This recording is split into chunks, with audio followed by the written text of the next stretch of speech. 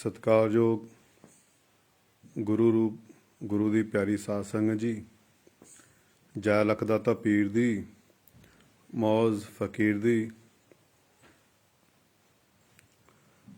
ਇੱਕ ਬਾਪ ਦੇ 4 ਬੱਚੇ ਸਨ। ਬੜਾ ਵਧੀਆ ਪਰਿਵਾਰ ਹੱਸਦਾ ਖੇਡਦਾ ਚੱਲਦਾ ਪਿਆ ਸੀ। ਜਿਵੇਂ ਬੱਚੇ ਵੱਡੇ ਹੋਏ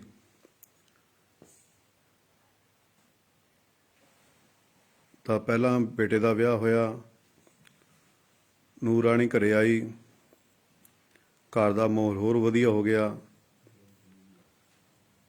ਪਰਿਵਾਰ 'ਚ ਖੁਸ਼ੀਆਂ ਛਾ ਗਈਆਂ। 2 ਸਾਲਾਂ ਬਾਅਦ ਦੂਸਰੇ ਬੇਟੇ ਦਾ ਵਿਆਹ ਹੋ ਗਿਆ। ਫਿਰ ਨੂਰ ਰਾਣੀ ਆਈ, ਘਰ ਵਿੱਚ ਖੁਸ਼ੀਆਂ ਮਨਾਈਆਂ ਗਈਆਂ। ਸਾਲ ਬਾਅਦ ਤੀਸਰੇ ਬੇਟੇ ਦਾ ਵਿਆਹ ਹੋ ਗਿਆ, ਘਰ 'ਚ ਬਹੁਤ ਖੁਸ਼ੀਆਂ ਮਨਾਈਆਂ ਗਈਆਂ।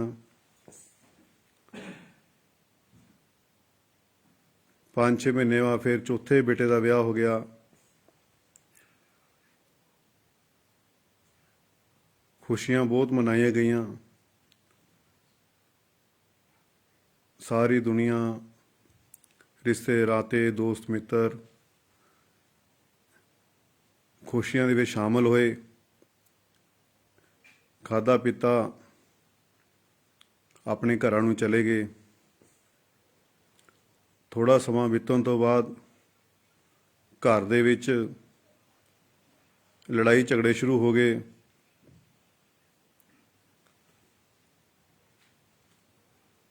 ਲੜਾਈ ਝਗੜੇ ਕਾਹਦੇ? ਕੰਮਕਾਰ ਪਿੱਛੇ, ਕਿ ਮੈਂ ਨਹੀਂ ਕੰਮ ਕਰਨਾ, ਮੇਰੇ ਕੋਲ ਇੰਨੇ ਪਰਿਵਾਰ ਦਾ ਰਾਸ਼ਨ ਨਹੀਂ ਬਣਦਾ, ਇੰਨੇ ਪਰਿਵਾਰ ਦੀ ਰੋਟੀ ਨਹੀਂ ਬਣਦੀ। ਨੂਰ ਰਾਣੀ ਨੇ ਆ ਕੇ ਘਰ ਦੇ ਮਾਹੌਲ ਹੀ ਖਰਾਬ ਕਰ ਦਿੱਤੇ। ਰੋਟੀ ਪਕਾਉਣੀ ਔਖੀ ਹੋ ਗਈ। ਇੱਕ ਵਾਰ ਦੇਖ ਕੇ ਦੂਜੀ ਨੂਰ ਰਾਣੀ ਨੂੰ ਵੀ ਰੰਗ ਚੜ੍ਹ ਗਿਆ। ਉਹ ਵੀ ਕਲੇਸ਼ ਕਰਨ ਲੱਗ ਗਈ। ਘਰ ਵਿੱਚ ਤਣਾਅ ਦਾ ਮਾਹੌਲ ਹੋ ਗਿਆ। ਕਿੱਥੇ ਖੁਸ਼ੀਆਂ ਹੁੰਦੀਆਂ ਸੀ। ਹਰ ਟਾਈਮ ਪਰਿਵਾਰ ਖੁਸ਼ੀਆਂ ਵਾਲਾ ਜੀਵਨ ਬਤੀਤ ਕਰਦਾ ਸੀ। ਪਰ ਸਮੇਂ ਦਾ ਚੱਕਰ ਬਲਵਾਨ,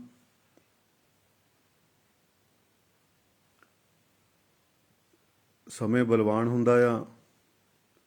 ਮੈਂ ਕੀ ਜਾਣਾ ਰੰਗ ਮਲਕ ਦੇ, ਕਿਤੋਂ ਕੀ ਕਰਾਵੇ, ਰਾਜੇ ਨੂੰ ਕਰਦੇ ਭਿਖਾਰੀ, ਭਿਖਾਰੀ ਨੂੰ ਤਖਤ ਬਿਠਾਵੇ। ਘਰ 'ਚ ਕਲੇਸ਼ ਪੈ ਗਿਆ ਜਦੋਂ, ਤਾਂ ਪੰਚਾਇਤ ਹੋਣ ਲੱਗ ਗਈ। ਜਦੋਂ ਪੰਚਾਇਤ ਵਿੱਚ ਪੂਰਾ ਪਰਿਵਾਰ ਨੂੰ ਬਿਠਾਇਆ ਗਿਆ ਤੇ ਬੱਚੇ 4 ਬੇਟੇ ਆਪਣੇ ਪਿਤਾ ਜੀ ਨੂੰ ਕਹਿ ਰਹੇ ਆ ਕਿ ਸਾਨੂੰ ਹਿੱਸਾ ਦਿਓ, ਸਾਡੇ 4 ਭਰਾਵਾਂ ਨੂੰ ਜੋ ਸਾਡਾ ਹਿੱਸਾ ਬਣਦਾ ਸਾਨੂੰ ਦਿਓ। ਤੇ ਉਸ ਪਿੰਡ ਦੇ ਸਰਪੰਚ ਨੇ ਕਿਹਾ ਕਿ ਤੁਹਾਨੂੰ ਹਿੱਸੇ ਅਸੀਂ ਦੇ ਦਿੰਦੇ ਹਾਂ, ਤੁਹਾਡਾ ਜੋ ਹਿੱਸਾ ਬਣਦਾ ਹੈ ਤੁਹਾਨੂੰ ਦਵਾ ਦਿੰਦੇ ਹਾਂ, ਪਰ ਮਾਂ-ਬਾਪ ਕੌਣ ਸਾਂਭੂਗਾ? ਇਹ ਬਜ਼ੁਰਗ ਮਾਂ-ਬਾਪ ਨੂੰ ਕਿਹੜਾ ਬੱਚਾ ਸੇਵਾ ਕਰੂੰਗਾ?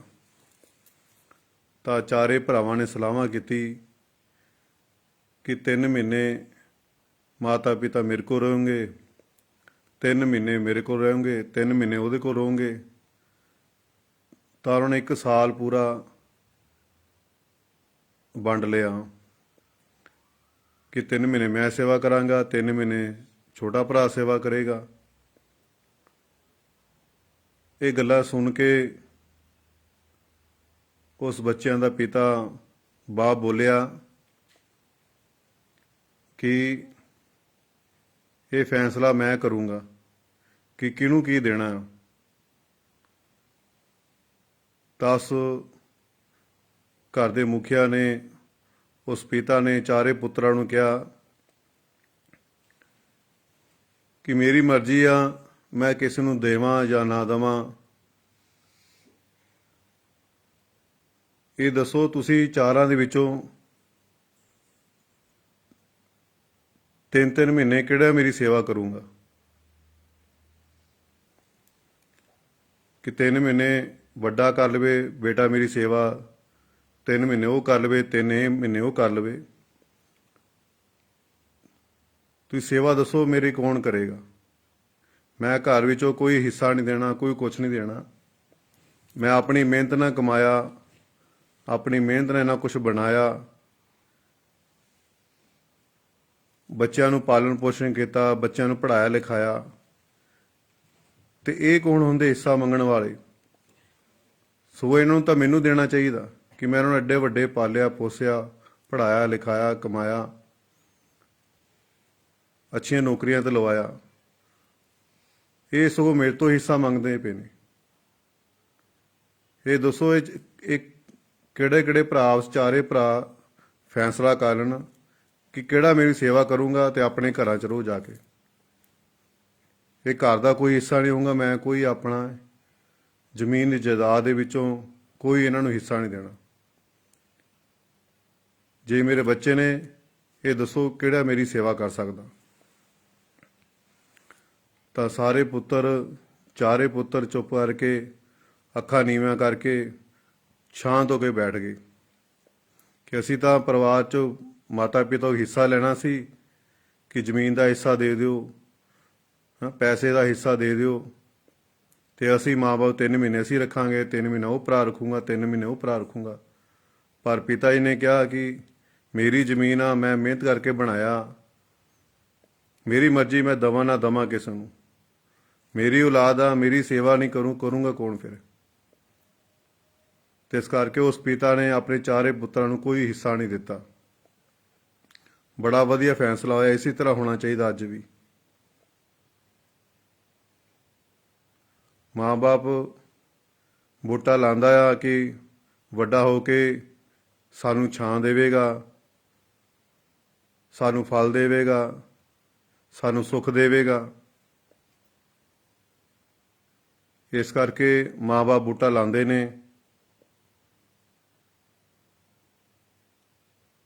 ਪਰ ਅੱਜ ਬੱਚੇ ਵੱਡੇ ਹੋ ਕੇ ਮਾਂ ਬਾਪ ਨੂੰ ਕਹਿੰਦੇ ਨੇ ਤੁਸੀਂ ਸਾਡੇ ਲਈ ਕੀ ਕੀਤਾ?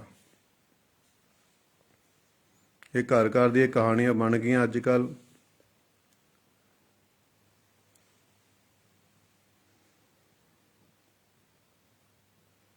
ਕਿਉਂਕਿ ਅਸੀਂ ਆਪਣੇ ਬੱਚਿਆਂ ਨੂੰ ਸੰਸਾਰ ਦਾ ਗਿਆਨ ਤਾਂ ਦੇ ਰਹੇ ਹਾਂ, ਸੰਸਾਰ ਦੇ ਸਭ ਕੁਝ ਉਸ ਨੂੰ ਸਿਖਾ ਰਹੇ ਹਾਂ, ਪਰ ਅਧਿਆਤਮ ਗਿਆਨ ਦੇਣਾ ਅਸੀਂ ਭੁੱਲ ਗਏ, ਜੋ ਅੱਜ ਸਾਡੇ ਦੁੱਖ ਦਾ ਕਾਰਨ ਆ। ਜੇ ਅਸੀਂ ਆਪਣੇ ਬੱਚਿਆਂ ਨੂੰ ਅੱਛੇ ਸੰਸਕਾਰਾਂ ਦੇ ਨਾਲ ਨਾਲ ਅਧਿਆਤਮਿਕ ਗਿਆਨ ਵੀ ਦਿੱਤਾ ਹੁੰਦਾ ਤਾਂ ਸਾਨੂੰ ਅੱਜ ਬੱਚੇ ਪਰੇਸ਼ਾਨ ਨਾ ਕਰਦੇ, ਸਾਨੂੰ ਇੰਨਾ ਦੁਖੀ ਨਾ ਹੋਣਾ ਪੈਂਦਾ। ਅਸੀਂ ਬਚਪਨ ਤੋਂ ਹੀ ਬੱਚਿਆਂ ਨੂੰ ਪੜ੍ਹਾਉਣ ਲਿਖਾਉਣ 'ਤੇ ਜ਼ੋਰ ਦਿੰਦੇ ਹਾਂ ਕਿ ਪੜ੍ਹ ਲਿਖ ਕੇ ਅੱਛੀ ਜਿਹੀ ਨੌਕਰੀ ਮਿਲ ਜਾਵੇ ਔਰ ਵਧੀਆ ਰੋਟੀ ਪਾਣੀ ਦਾ ਜੁਗਾੜ ਹੋ ਜਾਵੇ। ਸੋ ਇਸੇ ਕਰਕੇ ਅਸੀਂ ਆਪਣੇ ਬੱਚਿਆਂ ਨੂੰ ਇੰਨਾ ਪੜ੍ਹਾ ਲਿਖਾ ਰਹੇ ਹਾਂ। 15-16 ਜਮਾਤਾਂ ਕਰਕੇ 15-16 ਜਮਾਤਾਂ ਪਾਸ ਕਰਕੇ ਬੱਚਾ ਰੋਟੀ ਕਮਾਉਣ ਜੋਗਾ ਹੋ ਜਾਂਦਾ।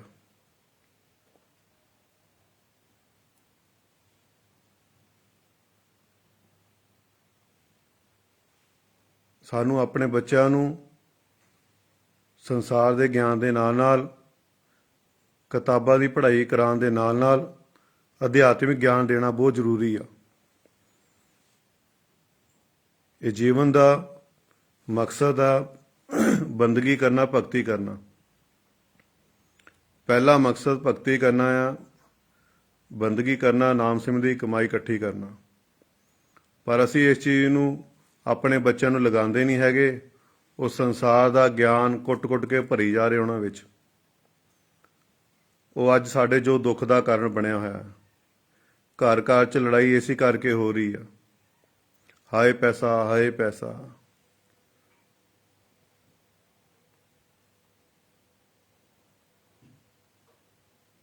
ਆਪਣੇ ਬੱਚਿਆਂ ਨੂੰ ਸੰਸਾਰ ਦੇ ਗਿਆਨ ਦੇ ਨਾਲ ਨਾਲ ਅਧਿਆਤਮਿਕ ਗਿਆਨ ਵੀ ਦੇਣਾ ਸ਼ੁਰੂ ਕਰੋ। ਬਚਪਨ ਤੋਂ ਦੇਣਾ ਸ਼ੁਰੂ ਕਰਾਂਗੇ ਤਾਂ ਬੱਚੇ ਵੱਡੇ ਹੋ ਕੇ ਸੰਸਕਾਰੀ ਆਗਿਆਕਾਰੀ ਬਣ ਜਾਣਗੇ ਔਰ ਤੁਹਾਨੂੰ ਦੁੱਖ ਦਾ ਸਾਹਮਣਾ ਨਹੀਂ ਕਰਨਾ ਪਵੇਗਾ।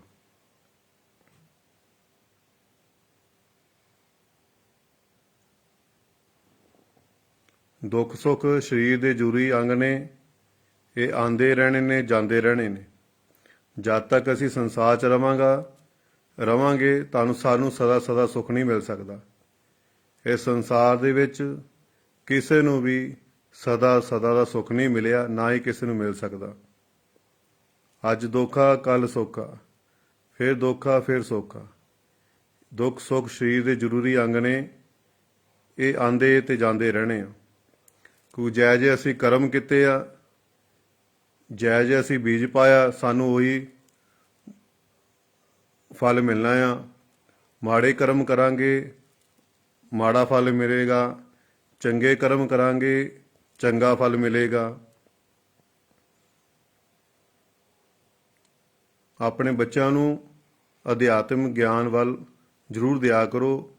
ਪਰਮਾਤਮਾ ਦੇ ਨਾਲ ਜੋੜਨ ਦੀ ਕੋਸ਼ਿਸ਼ ਕਰੋ, ਰੱਬ ਦੀ ਬੰਦਗੀ ਦੇ ਨਾਲ ਜੋੜਨ ਦੀ ਕੋਸ਼ਿਸ਼ ਕਰੋ।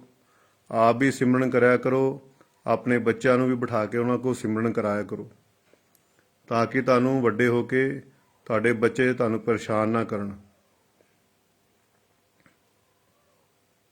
ਇਹ ਕੋਈ ਭਗਤੀ ਦਾ ਜਿਹੜਾ ਰਾਸਤਾ ਆ, ਬੰਦਗੀ ਦਾ ਜਿਹੜਾ ਸਫ਼ਰ ਆ, ਇਹ ਕੋਈ ਇੱਕ ਦਿਨ ਜਾਂ 2-4 ਦਿਨ ਕਰਨ ਵਾਲਾ ਕੰਮ ਨਹੀਂ ਹੈਗਾ।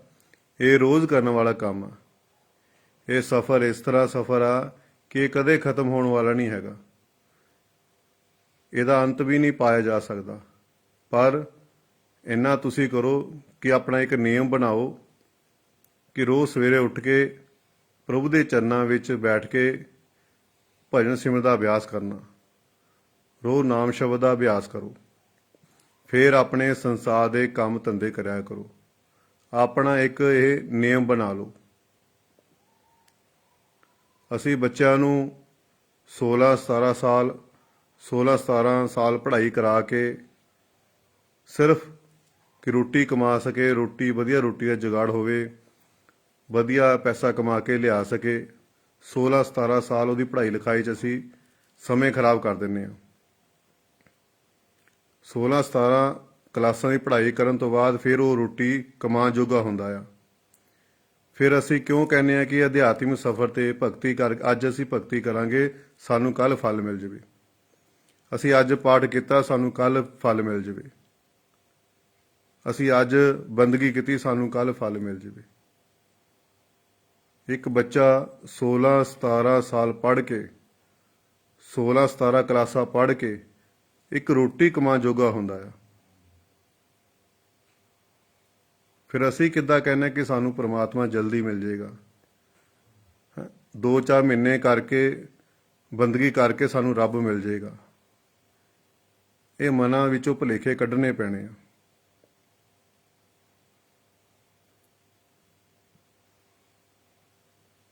ਸਾਨੂੰ ਰੋਜ਼ ਅਭਿਆਸ ਕਰਨਾ ਪੈਣਾ, ਰੋਜ਼ ਨਾਮ ਸ਼ਬਦ ਦਾ ਅਭਿਆਸ ਕਰਨਾ ਪੈਣਾ।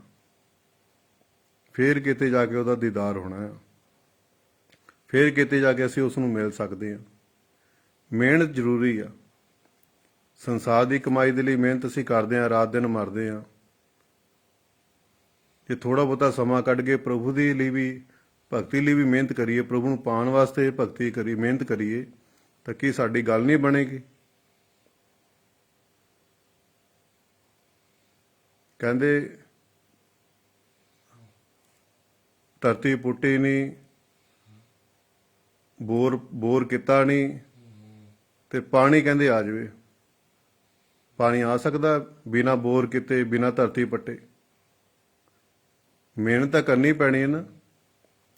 ਅਸੀਂ ਰੋਜ਼ ਅਭਿਆਸ ਕਰਾਂਗੇ, ਬਿਨਾਂ ਛੁੱਟੀ ਬਿਨਾਂ ਨਾਗਾ, ਰੋਜ਼ ਬੰਦਗੀ ਕਰਾਂਗੇ, ਅਭਿਆਸ ਕਰਾਂਗੇ ਨਾਮ ਸ਼ਬਦ ਦਾ, ਤਾਂ ਇੱਕ ਨਾ ਇੱਕ ਦਿਨ ਸਾਡੀ ਗੱਲ ਜ਼ਰੂਰ ਬਣੇਗੀ। ਗੱਲਾਂ ਨਾਲ ਨਹੀਂ ਕੁਛ ਹੋਣਾ, ਪ੍ਰੈਕਟੀਕਲ ਕਰਨਾ ਹੀ ਪੈਣਾ। ਰੋਜ਼ ਆਪਣੀ ਡਿਊਟੀ ਸਮਝ ਕੇ ਰੋਜ਼ ਭਜਨ ਸਿਮਰਨ ਦਾ ਅਭਿਆਸ ਕਰੋ। ਰੋਜ਼ ਬੰਦਗੀ ਕਰੋ। ਫਿਰ ਅਸੀਂ ਰੱਬ ਨੂੰ ਪਾ ਸਕਦੇ ਹਾਂ, ਸਦਾ ਸਦਾ ਆਨੰਦ ਪਾ ਸਕਦੇ ਹਾਂ, ਸਦਾ ਸਦਾ ਸੁੱਖ ਪਾ ਸਕਦੇ ਹਾਂ।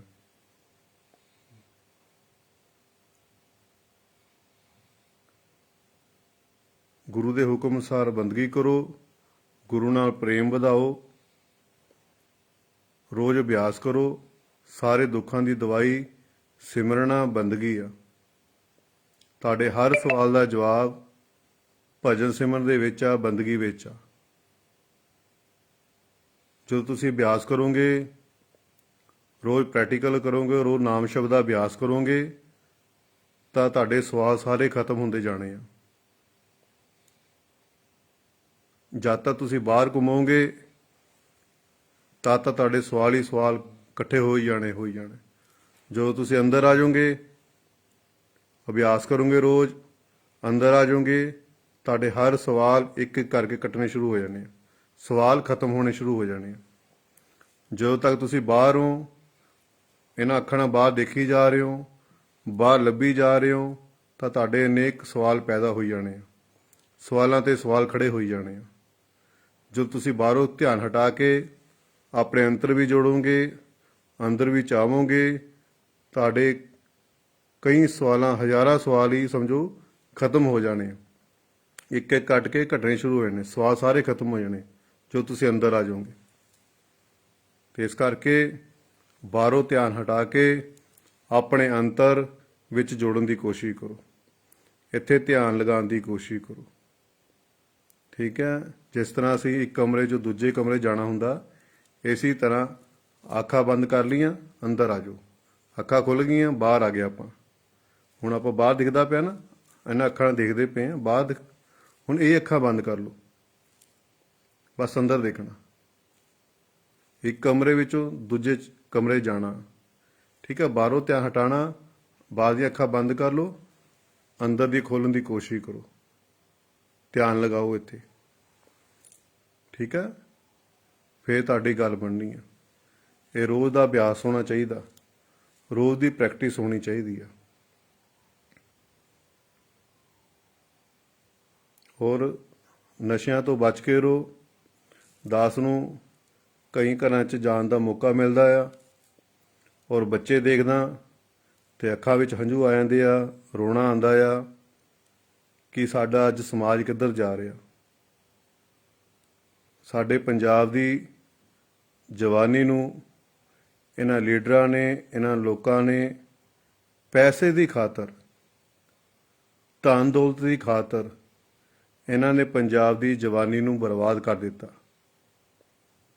ਅੱਜ ਮਾਵਾਂ ਪਹਿਲਾਂ ਰੱਬ ਅੱਗੇ ਅਰਦਾਸ ਬੇਨਤੀ ਕਰਦੀਆਂ ਹੁੰਦੀਆਂ ਸੀ, ਮਾਂ ਬਾਪ, ਕਿ ਹੇ ਰੱਬਾ ਸਾਨੂੰ ਪੁੱਤ ਦੇ ਦੇ, ਸਾਨੂੰ ਪੁੱਤ ਦੇ ਦੇ, ਹੈ ਨਾ, ਸਾਡਾ ਨਾਮ ਰੋਸ਼ਨ ਹੋਵੇ, ਸਾਡਾ ਵੰਸ਼ ਚੱਲੇ।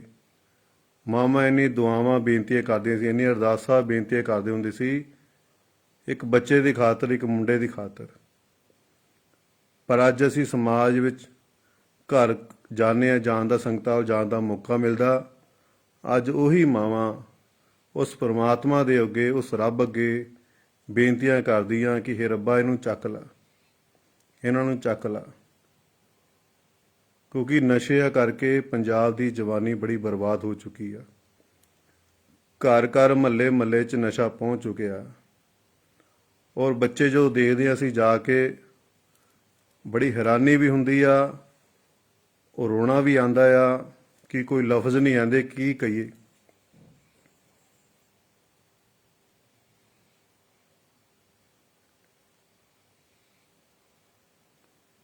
ਅਸੀਂ ਆਪਣੇ ਸੁੱਖ ਦੀ ਖਾਤਰ, ਪੈਸੇ ਦੀ ਖਾਤਰ, ਧਨ ਦੌਲਤ ਦੀ ਖਾਤਰ ਅਸੀਂ ਲੋਕਾਂ ਦੇ ਘਰ ਉਜਾੜ ਦਿੱਤੇ। ਪਰ ਇਹ ਇਨਸਾਨ, ਇਹ ਸੰਸਾਰ ਕਰਮ ਭੂਮੀ ਆ। ਇਹ ਗੱਲ ਹਮੇਸ਼ਾ ਯਾਦ ਰੱਖੋ, ਇਹ ਸੰਸਾਰ, ਇਹ ਸ੍ਰਿਸ਼ਟੀ, ਇਹ ਦੁਨੀਆ ਕਰਮ ਭੂਮੀ ਆ। ਜਿਹੋ ਜਿਹਾ ਕਰਮ ਕਰਾਂਗੇ ਉਹੀ ਸਾਨੂੰ ਫਲ ਮਿਲਣਾ ਆ। ਜੇ ਅੱਜ ਕਿਸੇ ਲਈ ਅਸੀਂ ਮਾੜੇ ਕਰਮ ਕਰਦੇ ਪਏ ਹਾਂ ਤਾਂ ਸਾਨੂੰ ਮਾੜਾ ਨਤੀਜਾ ਮਿਲਣਾ ਹੀ ਮਿਲਣਾ ਹੈ। ਪੈਸੇ ਨਾਲ ਸੁੱਖ ਨਹੀਂ ਮਿਲਿਆ। ਰਾਜਾ ਸਿਕੰਦਰ ਨੇ ਸਾਰੀ ਦੁਨੀਆ ਤੇ ਰਾਜ ਕੀਤਾ, ਪਰ ਅੰਤ ਵੇਲੇ ਰੋਂਦਾ ਕੁਰਲਾਉਂਦਾ ਰਹਿ ਗਿਆ ਕਿ ਮੈਨੂੰ ਥੋੜ੍ਹੇ ਸਾਹ ਦੇ ਦਿਓ, ਮੇਰੀ ਸਾਰੀ ਦੌਲਤ ਲੈ ਦਿਓ, ਮੈਨੂੰ ਠੀਕ ਕਰ ਦਿਓ। ਪਰ ਉਹਦਾ ਇੰਨਾ ਧਨ ਦੌਲਤ ਕਿਤੇ ਵੀ ਕੰਮ ਨਹੀਂ ਆਇਆ। ਅੱਜ ਅਸੀਂ ਆਪਣੇ ਸੁੱਖ ਦੀ ਖਾਤਰ ਬੇਈਮਾਨੀਆਂ ਕਰਦੇ ਪਏ ਹਾਂ, ਮਿਲਾਵਟਾਂ ਕਰਦੇ ਪਏ ਹਾਂ, ਨਸ਼ਾ ਵੇਚਦੇ ਪਏ ਹਾਂ। ਅੱਜ ਤੁਸੀਂ ਲੋਕਾਂ ਦੇ ਘਰ ਉਜਾੜਦੇ ਪਏ ਹੋ, ਤੁਹਾਡੇ ਘਰ ਵੀ ਜਲਦੀ ਉੱਜੜ ਜਾਣਾ ਹੈ। ਕਿਸੇ ਨੂੰ ਦੁੱਖ ਦੇ ਕੇ ਸੁੱਖ ਨਹੀਂ ਮਿਲ ਸਕਦਾ। ਕਿਸੇ ਨੂੰ ਦੁੱਖ ਦੇ ਕੇ ਸੁੱਖ ਦੀ ਉਮੀਦ ਨਾ ਰੱਖੋ। ਅੱਜ ਤੁਸੀਂ ਲੋਕਾਂ ਨੂੰ ਦੁੱਖ ਦੇ ਰਹੇ ਹੋ, ਇਹੀ ਦੁੱਖ ਤੁਹਾਡੇ ਦੁੱਖ ਦਾ ਕਾਰਨ ਬਣਨਾ ਹੈ। ਸੰਸਾਰ ਇਹ ਕੂਆਂ ਇੱਕ ਤਰ੍ਹਾਂ ਦੀ, ਜਿਸ ਤਰ੍ਹਾਂ ਅਸੀਂ ਆਵਾਜ਼ ਮਾਰਾਂਗੇ ਸਾਨੂੰ ਉਹੀ ਆਵਾਜ਼ ਵਾਪਸ ਸੁਣਨ ਨੂੰ ਮਿਲਣੀ ਆ। ਅਸੀਂ ਮਾੜੇ ਕਰਮ ਕੀਤੇ, ਸਾਨੂੰ ਮਾੜਾ ਹੀ ਫਲ ਮਿਲਣਾ ਆ। ਇਸ ਝੂਠੇ ਪੈਸੇ ਦੀ ਖਾਤਰ, ਝੂਠੀ ਸ਼ਾਨ ਦੀ ਖਾਤਰ, ਝੂਠੀ ਵਡਿਆਈ ਦੀ ਖਾਤਰ ਲੋਕਾਂ ਦੇ ਘਰ ਨਾ ਬਰਬਾਦ ਕਰੋ। ਘਰ ਘਰ, ਮਹੱਲੇ ਮਹੱਲੇ, ਗਲੀ ਗਲੀਆਂ ਵਿੱਚ ਨਸ਼ਾ ਪਹੁੰਚ ਚੁੱਕਿਆ। ਛੋਟੇ ਛੋਟੇ ਬੱਚੇ ਨਸ਼ੇ ਕਰਨ ਲੱਗ ਗਏ। ਅੱਜ ਉਹ ਮਾਵਾਂ ਰੋਂਦੀਆਂ ਕਰਲਾਉਂਦੀਆਂ ਸਾਡੇ ਕੋਲ ਵੀ ਆਉਂਦੀਆਂ, ਅਰਦਾਸਾਂ ਕਰਦੀਆਂ, ਰੱਬਾ ਸਾਡੇ ਬੱਚਿਆਂ ਨੂੰ ਚੱਕ ਲਾ, ਪਰਦਾ ਕਰਦੇ। ਜਿਹੜੀਆਂ ਇੰਨੀਆਂ ਅਰਦਾਸਾਂ ਬੇਨਤੀਆਂ ਕਰਕੇ ਪ੍ਰਮਾਤਮਾ ਦੇ ਕੋਲੋਂ, ਰੱਬ ਦੇ ਕੋਲੋਂ ਬੱਚੇ ਮੰਗਦੀਆਂ ਹੁੰਦੀਆਂ ਸੀ, ਮੁੰਡੇ ਮੰਗਦੀਆਂ ਹੁੰਦੀਆਂ ਸੀ, ਅੱਜ ਉਹੀ ਮਾਵਾਂ ਅਰਦਾਸਾਂ ਕਰਦੀਆਂ ਪਈਆਂ, ਇਹ ਰੱਬਾ ਇਹਨਾਂ ਨੂੰ ਚੱਕ ਲਾ, ਪਰਦਾ ਕਰਦੇ। ਕਿਉਂਕਿ ਨਸ਼ਿਆਂ ਦੇ ਬੱਚੇ ਆਦੀ ਇੰਨੇ ਹੋ ਚੁੱਕੇ, ਘਰ ਦਾ ਸਮਾਨ ਚੱਕ ਚੱਕ ਕੇ ਵੇਚੀ ਜਾ ਰਿਹਾ, ਚੋਰੀਆਂ ਕਰੀ ਜਾ ਰਿਹਾ, ਹੇਰਾ ਫੇਰੀਆਂ ਕਰੀ ਜਾ ਰਿਹਾ। ਮਾਂ ਬਾਪ ਦੁਖੀ ਹੋ ਕੇ ਕੀ ਕਹਿਣ। ਮੇਰੀ ਗੱਲ ਹਮੇਸ਼ਾ ਯਾਦ ਰੱਖੋ, ਪਰਮਾਤਮਾ ਦੀ ਨਿਗਾਹ ਤੁਹਾਡੇ ਤੇ 24 ਘੰਟੇ ਆ।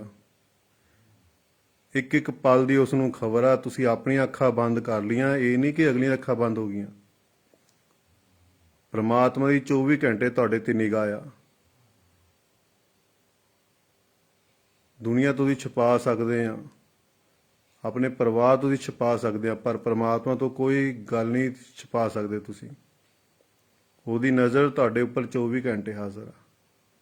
ਅੱਜ ਤੁਸੀਂ ਕਿਸੇ ਦਾ ਘਰ ਉਜਾੜ ਲਓਗੇ, ਕਿਸੇ ਦਾ ਘਰ ਉਜਾੜੋਗੇ ਤਾਂ ਇਹ ਗੱਲ ਨਾ ਭੁੱਲਿਓ, ਤੁਹਾਡੇ ਘਰ ਵੀ ਬਸਣ ਵਾਲੇ ਨਹੀਂ ਹੈਗੇ। ਤੁਸੀਂ ਕਿਸੇ ਨੂੰ ਦੁੱਖ ਦਿੰਦੇ ਹੋ ਤਾਂ ਤੁਸੀਂ ਵੀ ਸੁਖੀ ਹੋਣ ਵਾਲੇ ਨਹੀਂ ਹੈਗੇ। ਕਿਸੇ ਨੂੰ ਦੁੱਖ ਦੇ ਕੇ ਸੁੱਖ ਦੀ ਕਾਮਨਾ ਨਾ ਕਰਿਓ।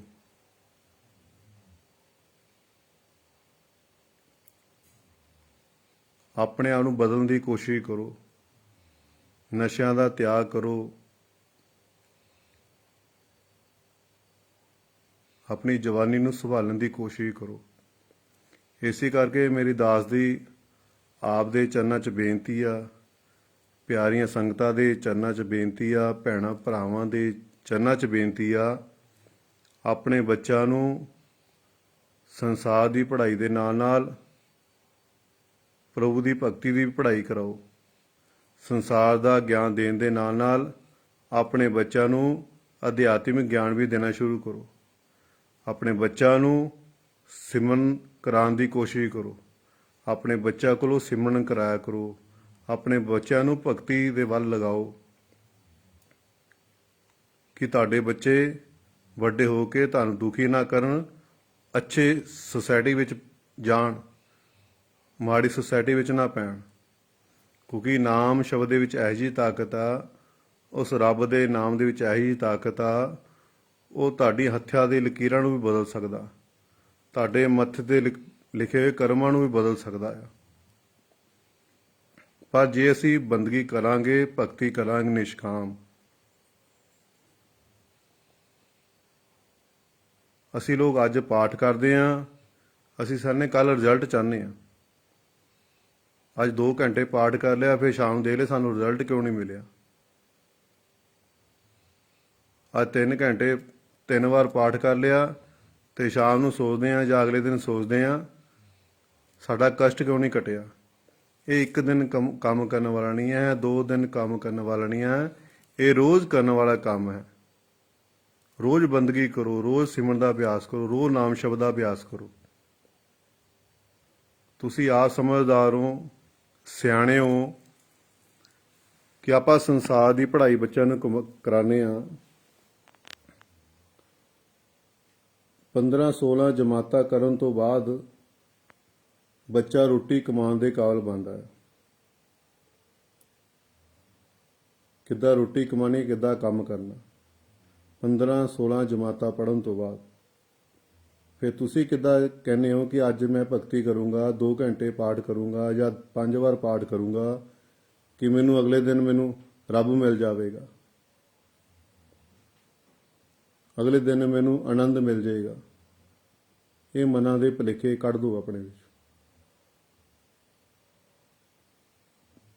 ਸੰਸਾਰ ਦੀ ਪੜ੍ਹਾਈ 15-16 ਕਲਾਸਾਂ ਪੜ੍ਹਨ ਤੋਂ ਬਾਅਦ ਇੱਕ ਇਨਸਾਨ ਸਿਰਫ ਰੋਟੀ ਕਮਾਉਣਾ ਸਿੱਖਦਾ ਆ, ਤੇ ਅਸੀਂ 2 ਘੰਟੇ ਭਗਤੀ ਕਰਕੇ ਕਹਿੰਦੇ ਕਿ ਰੱਬ ਨਹੀਂ ਸਾਨੂੰ ਮਿਲਿਆ, ਸਾਡੇ ਦੁੱਖ ਨਹੀਂ ਕੱਟੇ ਗਏ, ਸਾਡਾ ਆਹ ਕੰਮ ਨਹੀਂ ਹੋਇਆ, ਸਾਡਾ ਉਹ ਕੰਮ ਨਹੀਂ ਹੋਇਆ।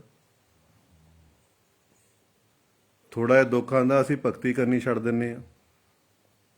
ਅਸੀਂ ਪਰਮਾਤਮਾ ਨੂੰ ਰੱਬ ਨਹੀਂ ਜੱਬ ਕਹਿੰਦੇ ਹਾਂ, ਕਿਉਂਕਿ ਸਾਡੇ ਵਿੱਚ ਸਫ਼ਰ ਨਹੀਂ ਹੈਗਾ।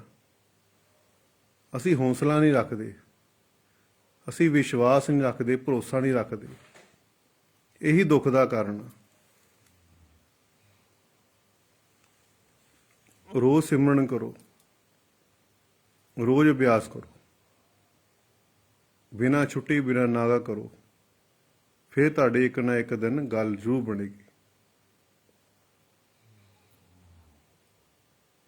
ਕਿਸਾਨ ਬੀਜ ਪਾਉਂਦਾ ਧਰਤੀ ਦੇ ਵਿੱਚ, ਆਪਣੇ ਖੇਤਾਂ ਦੇ ਵਿੱਚ ਜਦੋਂ ਬੀਜ ਪਾਉਂਦਾ ਨਾ, ਤਾਂ ਉਹ ਇਹ ਨਹੀਂ ਦੇਖਦਾ ਕਿ ਇਹ ਪੁੱਠਾ ਆ, ਸਿੱਧਾ ਆ, ਸਹੀ ਜਗ੍ਹਾ ਗਿਰਿਆ ਜਾਂ ਕਿੱਥੇ ਗਿਰਿਆ। ਉਹ ਆਪਣੇ ਖੇਤਾਂ ਵਿੱਚ ਬੀਜ ਪਾ ਦਿੰਦਾ। ਸਮੇਂ ਆਏ ਤੇ ਆਪਣੇ ਆਪ ਫਸਲ ਬਾਹਰ ਆ ਜਾਂਦੀ ਆ, ਫਸਲ ਉੱਗਣ ਲੱਗ ਪੈਂਦੀ ਆ। ਇਸੇ ਤਰ੍ਹਾਂ ਤੁਸੀਂ ਜਿਸ ਤਰ੍ਹਾਂ ਵੀ ਭਗਤੀ ਕਰਦੇ ਹੋ, 1 ਘੰਟਾ ਕਰਦੇ ਹੋ, 2 ਘੰਟੇ ਕਰਦੇ ਹੋ ਜਾਂ ਅੱਧਾ ਘੰਟਾ ਕਰਦੇ ਹੋ, ਰੋਜ਼ ਦੀ ਪ੍ਰੈਕਟਿਸ ਕਰਦੇ ਹੋ, ਇਹ ਵਿਅਰਥ ਨਹੀਂ ਜਾਂਦਾ, ਇਹ ਅਰਥ ਲੱਗਦਾ ਹੈ। ਤੇ ਤੁਸੀਂ ਰੋਜ਼ ਵੱਧ ਤੋਂ ਵੱਧ ਸਮਾਂ ਵਧਾਉਣਾ ਸ਼ੁਰੂ ਕਰੋ। ਰੋਜ਼ ਬੈਠਣਾ ਸ਼ੁਰੂ ਹੋਵੋ। ਅੱਜ 10 ਮਿੰਟ ਬੈਠੇ ਹੋ, ਅਗਲੇ ਦਿਨ 15 ਮਿੰਟ ਬੈਠੋ, ਫਿਰ 20 ਮਿੰਟ ਬੈਠੋ, ਫਿਰ ਅੱਧਾ ਘੰਟਾ ਬੈਠੋ, ਫਿਰ 1 ਘੰਟਾ ਬੈਠੋ। ਇੱਦਾਂ ਹੌਲੀ ਹੌਲੀ ਆਪਣਾ ਸਮੇਂ ਵਧਾਉਣ ਦੀ ਕੋਸ਼ਿਸ਼ ਕਰੋ।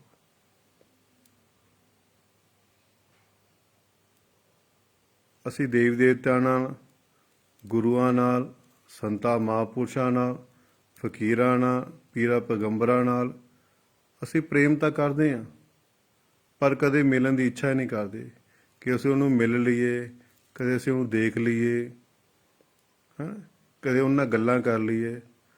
ਬਸ ਅਸੀਂ ਲੋਕ ਚੀਜ਼ਾਂ ਹੀ ਮੰਗਦੇ ਰਹਿੰਦੇ ਹਾਂ। ਮੇਰਾ ਆਹ ਵੀ ਕੰਮ ਹੋ ਜਾਵੇ, ਮੈਨੂੰ ਆਹ ਵੀ ਮਿਲ ਜਾਵੇ, ਮੈਨੂੰ ਪੈਸਾ ਮਿਲ ਜਾਵੇ, ਮੈਨੂੰ ਕਾਰੋਬਾਰ ਚੱਲ ਪਏ, ਘਰ ਸੁੱਖ ਸ਼ਾਂਤੀ ਹੋਵੇ, ਬੱਚਿਆਂ ਦਾ ਵਿਆਹ ਹੋ ਜਾਵੇ, ਇਹੀ ਚੀਜ਼ਾਂ ਮੰਗਦੇ ਹਾਂ।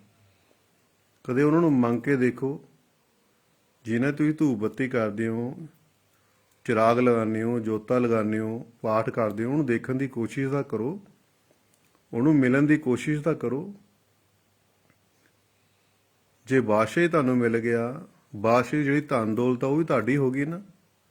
ਜਿਸ ਤਰ੍ਹਾਂ ਮਾਂ-ਬਾਪ ਦੀ ਜੋ ਪ੍ਰਾਪਰਟੀ ਹੁੰਦੀ ਬੱਚਿਆਂ ਦੀ ਹੁੰਦੀ ਆ, ਜ਼ਮੀਨ ਜਾਇਦਾਦ ਜੋ ਮਾਂ-ਬਾਪ ਦਾ ਹੁੰਦਾ ਉਹ ਬੱਚਿਆਂ ਦਾ ਹੁੰਦਾ।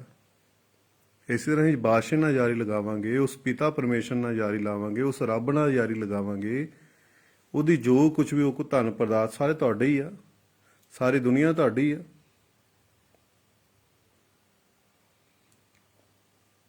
ਪ੍ਰਭੂ ਦੇ ਪਿਆਰਿਆਂ ਦੇ ਵੱਲ, ਪ੍ਰਭੂ ਦੇ ਭਗਤਾਂ ਦੇ ਅੱਗੇ ਪਿੱਛੇ, ਪ੍ਰਭੂ ਦੇ ਪਿਆਰਿਆਂ ਦੇ ਅੱਗੇ ਪਿੱਛੇ ਸੰਸਾਰ ਦੇ ਪਦਾਰਥ ਆਪੇ ਪਿੱਛੇ ਪਿੱਛੇ ਚੱਲਦੇ ਆ, ਪਿੱਛੇ ਪਿੱਛੇ ਭੱਜੀ ਜਾਂਦੇ ਆ।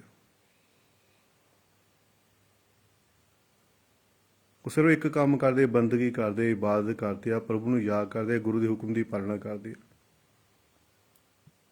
ਸੰਸਾਰ ਦੇ ਸਾਰੇ ਪਦਾਰਥ ਉਹਨਾਂ ਦੇ ਅੱਗੇ ਪਿੱਛੇ ਘੁੰਮਦੇ ਆ। ਤੁਸੀਂ ਰੱਬ ਨੂੰ ਛੱਡ ਕੇ ਸੰਸਾਰ ਦੀ ਚੀਜ਼ਾਂ ਵੱਲ ਭੱਜੀ ਜਾ ਰਹੇ ਆ। ਇਹੀ ਦੁੱਖ ਦਾ ਕਾਰਨ ਤੁਹਾਡੇ। ਇੱਕ ਵਾਰ ਉਹਦੀ ਬਣ ਕੇ ਤਾਂ ਦੇਖੋ, ਤੁਹਾਨੂੰ ਭਿਖਾਰੀ ਬਣਨ ਦੀ ਲੋੜ ਨਹੀਂ ਪੈਣੀ। ਤੁਹਾਨੂੰ ਮੰਗਤੇ ਬਣਨ ਦੀ ਲੋੜ ਨਹੀਂ ਪੈਣੀ। ਬਾਦਸ਼ਾਹ ਦਾ ਪੁੱਤਰ ਬਾਦਸ਼ਾਹ ਹੀ ਹੁੰਦਾ ਹੈ। ਪਰ ਅਸੀਂ ਇਬਾਦਤ ਨਹੀਂ ਕਰਦੇ, ਭਗਤੀ ਨਹੀਂ ਕਰਦੇ। ਅਸੀਂ ਉਹਨੂੰ ਕੰਮ ਛੱਡ ਕੇ, ਭਗਤੀ ਨੂੰ ਛੱਡ ਕੇ ਸੰਸਾਰ ਦੇ ਕੰਮਾਂ ਨੂੰ ਪਹਿਲ ਦਿੰਦੇ ਹਾਂ। ਮੁਸਲਮਾਨ ਵੀਰਾਂ ਅੱਗੇ ਵੱਲ ਦੇਖ ਕੇ ਕੁਝ ਸਿੱਖਿਆ ਕਰੋ। ਦਾਸ ਨੂੰ ਦੁਬਈ ਜਾਣ ਦਾ ਮੌਕਾ ਮਿਲਿਆ, ਨਵਾਜ਼ ਦਾ ਟਾਈਮ ਹੋ ਗਿਆ, ਉਹਨੇ ਬੱਸ ਰੋਕੀ ਤੇ ਸਾਈਡ ਤੇ ਹੋ ਕੇ ਆਪਣੀ ਉਹਨੇ ਨਵਾਜ਼ ਪੜ੍ਹੀ, ਇਬਾਦਤ ਕੀਤੀ, ਆਪਣਾ ਸਮਾਂ ਨਹੀਂ ਉਹ ਗੁੱਝਿਆ।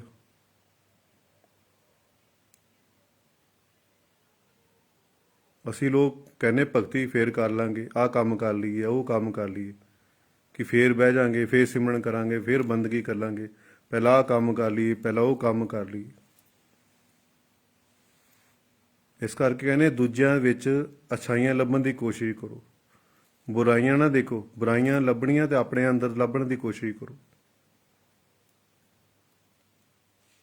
ਫਿਰ ਦਾਸ ਨੂੰ ਜੋ ਸ਼ਾਰਜਾ ਘੁੰਮਣ ਗਿਆ, ਉੱਥੇ ਵੀ ਜਦੋਂ ਨਵਾਜ਼ ਦਾ ਟਾਈਮ ਸਾਨੂੰ ਸ਼ੇਖ ਘੁਮਾ ਰਿਹਾ ਸੀ ਜ਼ਬਾਨ ਦੇ ਵਿੱਚ ਦੁਬਈ, ਤਾਂ ਸ਼ੇਖ ਨੇ ਆਵਾਜ਼ ਸੁਣੀ, ਮਸਜਿਦ ਵਿੱਚੋਂ ਆਵਾਜ਼ ਆਈ ਤਾਂ ਫਟਾਫਟ ਉਹਨੇ ਗੱਡੀ ਤੇਜ਼ ਕੀਤੀ, ਮਸਜਿਦ ਦੇ ਬਾਹਰ ਲਗਾ ਦਿੱਤੀ। ਸਾਨੂੰ ਕਿਹਾ ਤੁਸੀਂ ਇੱਥੇ ਬੈਠੋ, ਮੈਂ ਨਵਾਜ਼ ਪੜ੍ਹ ਕੇ ਆਇਆ। ਆਪਣੀ ਨਵਾਜ਼ ਅਦਾ ਕਰਕੇ, ਆਪਣੇ ਖੁਦਾ ਨੂੰ ਯਾਦ ਕਰਕੇ ਫਿਰ ਉਹ ਬਾਅਦ ਆਇਆ। 5 ਟਾਈਮ ਨਮਾਜ਼ ਉਹ ਆਪਣੀ ਪੱਕੀ ਰੱਖਦੇ ਆ।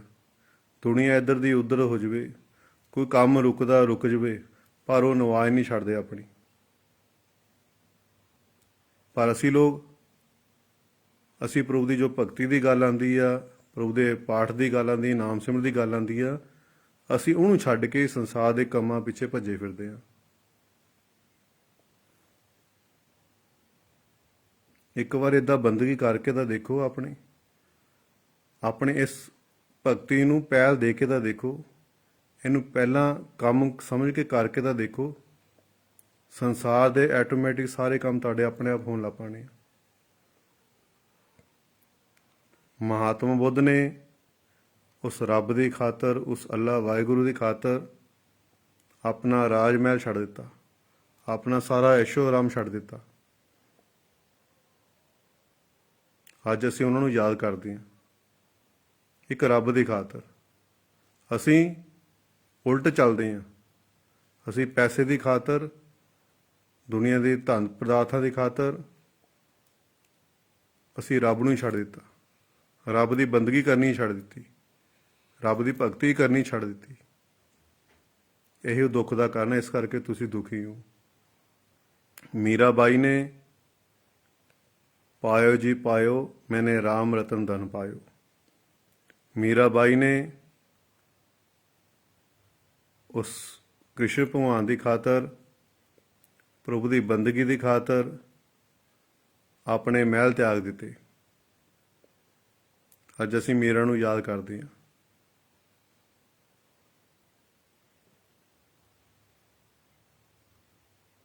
ਪਰ ਅਸੀਂ ਲੋਕ ਰੱਬ ਨੂੰ ਹੀ ਛੱਡੀ ਜਾ ਰਹੇ ਹਾਂ, ਦੁਨੀਆ ਦੇ ਪਦਾਰਥ ਇਕੱਠੇ ਕਰੀ ਜਾ ਰਹੇ ਹਾਂ, ਬੇਈਮਾਨੀਆਂ ਠੱਗੀਆਂ ਕਰੀ ਜਾ ਰਹੇ ਹਾਂ, ਹੇਰਾ ਫੇਰੀਆਂ ਕਰੀ ਜਾ ਰਹੇ ਹਾਂ, ਇੱਕ ਦੂਜੇ ਨੀਚਾ ਦਿਖਾਈ ਜਾ ਰਹੇ ਹਾਂ, ਜੋ ਸਾਡੇ ਦੁੱਖ ਦਾ ਕਾਰਨ ਆ ਬਹੁਤ। ਪਹਿਲਾ ਕੰਮ ਪ੍ਰਭੂ ਦੀ ਬੰਦਗੀ ਕਰਨਾ, ਆਪਣੇ ਜੀਵਨ ਦਾ, ਇਸ ਮਨੁੱਖੀ ਚੋਲੇ ਦਾ, ਮਨੁੱਖੀ ਦੇਹ ਦਾ ਪਹਿਲਾ ਫਰਜ਼ ਆ ਬੰਦਗੀ ਕਰਨਾ। ਸਵੇਰੇ ਉੱਠ ਕੇ ਪਹਿਲਾ ਕੰਮ ਇਹ ਕਰਨਾ, ਰੋਜ਼ ਅਭਿਆਸ ਕਰੋ ਨਾਮ ਸ਼ਬਦ ਦਾ, ਧਿਆਨ ਲਗਾਉਣ ਦੀ ਕੋਸ਼ਿਸ਼ ਕਰੋ, ਅੰਤਰ ਵਿੱਚ ਸਿਮਰਨ ਕਰੋ। ਆਪਣਾ 2-2.5 ਘੰਟੇ ਬਹਿ ਕੇ ਸਵੇਰੇ ਫਿਰ ਆਪਣੇ ਸੰਸਾਰ ਦੇ ਕੰਮ ਧੰਦਿਆ ਕਰਿਆ ਕਰੋ। ਰੱਬ ਨੂੰ ਸਮੇਂ ਦੇ ਦਿਓ, ਪਹਿਲਾਂ ਸਮੇਂ ਰੱਬ ਨੂੰ ਦੇ ਦਿਓ, ਬੰਦਗੀ ਨੂੰ ਦੇ ਦਿਓ, ਆਪਣੀ ਭਗਤੀ ਨੂੰ ਦੇ ਦਿਓ। ਫਿਰ ਆਪਣੇ ਸੰਸਾਰ ਦੇ ਕੰਮ ਧੰਦਿਆ ਕਰੋ। ਕੋਈ ਮਰਦਾ ਮਰੇ, ਕੋਈ ਮੀਂਹ ਆਵੇ, ਹਨੇਰੀ ਆਵੇ, ਕੋਈ ਮਰੇ, ਕੋਈ ਜੰਮੇ, ਇਹ ਪਰਵਾਹ ਨਾ ਕਰਿਆ ਕਰੋ। ਪਹਿਲਾਂ ਆਪਣਾ ਨਿਯਮ ਰੱਖੋ, ਬੰਦਗੀ ਕਰਨਾ, ਭਗਤੀ ਕਰਨਾ। ਫਿਰ ਕਰਕੇ ਫਿਰ ਸੰਸਾਰ ਦੇ ਕੰਮ ਧੰਦੇ ਕਰਿਆ ਕਰੋ। ਤੁਹਾਡੀ ਗੱਲ ਕਿੱਦਾਂ ਨਹੀਂ ਬਣੀ, ਕਿੱਦਾਂ ਨਹੀਂ ਤੁਹਾਨੂੰ ਰੱਬ ਮਿਲੇਗਾ, ਕਿੱਦਾਂ ਨਹੀਂ ਤੁਹਾਡਾ ਜੀਵਨ ਬਦਲੇਗਾ। ਮਿਹਨਤ ਸਾਨੂੰ ਆਪ ਹੀ ਕਰਨੀ ਪਈ, ਸ਼ੁਰੂਆਤ ਤਾਂ ਸਾਨੂੰ ਆਪਣੇ ਆਪ ਤੇ ਕਰਨੀ ਪੈਣੀ ਨਾ। ਆਪ ਭਗਤੀ ਕਰਾਂਗੇ, ਸਾਡੇ ਵੱਲ ਦੇਖ ਕੇ ਆਪ ਆਹੀ ਬਦਲਾਂਗੇ, ਸਾਡੇ ਵੱਲ ਦੇਖ ਕੇ ਤਾਂ ਦੂਜਾ ਬਦਲੇਗਾ। ਅਸੀਂ ਆਪਣੇ ਆਪ ਨੂੰ ਬਦਲਦੇ ਨਹੀਂ, ਦੂਜਿਆਂ ਨੂੰ ਬਦਲਣ ਦੀ ਕੋਸ਼ਿਸ਼ ਕਰਦੇ ਹਾਂ। ਪਹਿਲ ਆਪਣੇ ਆਪ ਤੋਂ ਕਰੋ, ਆਪਣੇ ਆਪ ਨੂੰ ਬਦਲਣ ਦੀ ਕੋਸ਼ਿਸ਼ ਕਰੋ, ਆਪਣੇ ਆਪ ਨੂੰ ਇਹੋ ਜਿਹਾ ਬਣਾਓ ਕਿ ਤੁਹਾਡੇ ਵੱਲ ਦੇਖ ਕੇ ਅਗਲਾ ਬੰਦਾ ਬਦਲ ਜਾਵੇ। ਤੁਹਾਨੂੰ ਪੁੱਛੇ ਕਿ ਤੇਰਾ ਗੁਰੂ ਕੌਣ ਆ, ਤੇਰਾ ਮੁਰਸ਼ਿਦ ਕੌਣ ਆ, ਮੈਨੂੰ ਵੀ ਮਿਲਾ ਦੇ ਯਾਰ। ਇੱਦਾਂ ਦਾ ਤੁਸੀਂ ਆਪਣੇ ਆਪ ਨੂੰ ਬਣਾਓ, ਇੱਦਾਂ ਆਪਣੇ ਆਪ ਨੂੰ ਭਗਤੀ ਕਰੋ, ਨਾਮ ਦੇ ਨਾਲ ਜੋੜੋ ਆਪਣੇ ਆਪ ਨੂੰ। ਰੋਜ਼ ਨਾਮ ਸ਼ਬਦ ਦਾ ਅਭਿਆਸ ਕਰੋ, ਭਗਤੀ ਕਰੋ, ਧਿਆਨ ਲਗਾਉਣ ਦੀ ਕੋਸ਼ਿਸ਼ ਕਰੋ। ਜੋ ਵੀ ਮਿਲਣਾ ਧਿਆਨ ਦੇ ਗਰਭ ਚੋਂ ਮਿਲਣਾ। ਸਵਾਸ ਸਵਾਸ ਆਪਣਾ ਸਿਮਰਨ ਕਰਦੇ ਰਹੋ। ਆਪਣਾ ਆਪਣੇ ਆਪ ਨੂੰ ਪਹਿਲਾਂ ਬਦਲਣ ਦੀ ਕੋਸ਼ਿਸ਼ ਕਰੋ। ਭਗਤੀ ਰੋਜ਼ ਕਰੋ, ਰੋਜ਼ ਸਿਮਰਨ ਕਰੋ, ਅਭਿਆਸ ਕਰੋ। ਆਪਣੇ ਨੂੰ ਇਹੋ ਜਿਹਾ ਬਣਾ ਲਓ ਕਿ ਅਗਲਾ ਬੰਦਾ ਤੁਹਾਨੂੰ ਦੇਖ ਕੇ ਬਦਲ ਜਾਵੇ। ਅਗਲਾ ਬੰਦਾ ਤੁਹਾਨੂੰ ਦੇਖ ਕੇ ਕਹੇ ਵੀ ਤੇਰਾ ਮੁਰਸ਼ਿਦ ਕੌਣ ਆ, ਤੇਰਾ ਗੁਰੂ ਕੌਣ ਆ। ਇਹੋ ਜਿਹਾ ਆਪਣੇ ਆਪ ਨੂੰ ਬਣਾਓ। ਸ਼ੁਰੂਆਤ ਆਪਣੇ ਆਪ ਤੋਂ ਸ਼ੁਰੂ ਕਰੋ। ਆਪਣੇ ਆਪ ਨੂੰ ਬਦਲਣ ਦੀ ਕੋਸ਼ਿਸ਼ ਕਰੋ। ਸੰਸਾਰ ਕੰਢਿਆਂ ਨਾਲ ਭਰਿਆ ਪਿਆ, ਸੰਸਾਰ ਕੰਢੇ ਹੀ ਕੰਢੇ, ਕੰਢੇ ਹੀ ਕੰਢੇ, ਕੰਢਿਆਂ ਨਾਲ ਭਰਿਆ ਪਿਆ। ਅਸੀਂ ਕਿੰਨੇ ਕੰਢੇ ਇਕੱਠੇ ਕਰ ਸਕਦੇ ਹਾਂ। ਇਸ ਕਰਕੇ ਆਪਣੇ ਪੈਰਾਂ 'ਚ ਹੀ ਬੂਟ ਪਾ ਲਓ, ਆਪਣੇ ਆਪ ਨੂੰ ਬਦਲ ਲਓ, ਤਾਂ ਬਚ ਸਕਦੇ ਹਾਂ।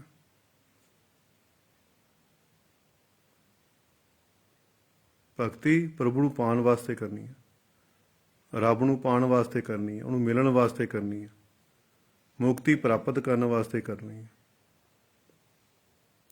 ਸੰਸਾਰ ਦੇ ਕੰਮਾਂ ਲਈ ਭਗਤੀ ਨਹੀਂ ਕਰਨੀ, ਸੰਸਾਰ ਦੇ ਪਦਾਰਥਾਂ ਲਈ ਭਗਤੀ ਨਹੀਂ ਕਰਨੀ, ਲੋਕਾਂ ਦੇ ਧਾਗੇ ਤਵੀਤ ਬਣਾਉਣ ਵਾਸਤੇ ਭਗਤੀ ਨਹੀਂ ਕਰਨੀ, ਲੋਕਾਂ ਦੀ ਪੁੱਛਾਂ ਕੱਢਣ ਵਾਸਤੇ ਭਗਤੀ ਨਹੀਂ ਕਰਨੀ,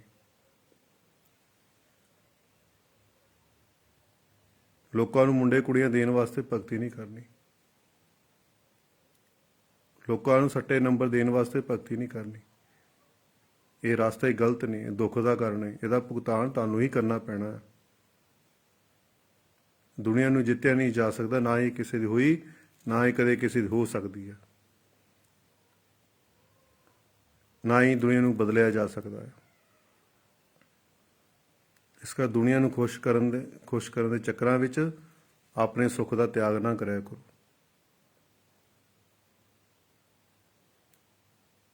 ਆਪਣੇ ਆਪ ਨੂੰ ਬਦਲਣ ਦੀ ਕੋਸ਼ਿਸ਼ ਕਰੋ, ਆਪਣੇ ਅੰਦਰ ਦੀ ਕਮੀਆਂ ਨੂੰ ਦੂਰ ਕਰਨ ਦੀ ਕੋਸ਼ਿਸ਼ ਕਰੋ। ਰੋਜ਼ ਅਭਿਆਸ ਕਰੋਗੇ, ਰੋਜ਼ ਬੰਦਗੀ ਕਰੋਗੇ, ਤੁਹਾਨੂੰ ਸੱਚੇ ਆਨੰਦ ਦੀ ਪ੍ਰਾਪਤੀ ਹੋਗੀ, ਸੱਚਾ ਸੁੱਖ ਮਿਲੇਗਾ ਤੁਹਾਨੂੰ। ਘਰ ਸੁੱਖ ਵਸਿਆ, ਬਾਹਰ ਸੁੱਖ ਪਾਇਆ। ਅੰਦਰ ਸੁੱਖ ਮਿਲੂਗਾ ਤੇ ਬਾਹਰ ਤੁਹਾਨੂੰ ਆਪੇ ਸੁੱਖ ਮਿਲ ਜਾਏਗਾ। ਅੰਦਰ ਆਨੰਦ ਮਿਲੇਗਾ, ਤੁਹਾਨੂੰ ਬਾਹਰ ਆਪਣੇ ਆਨੰਦ ਮਿਲੇਗਾ।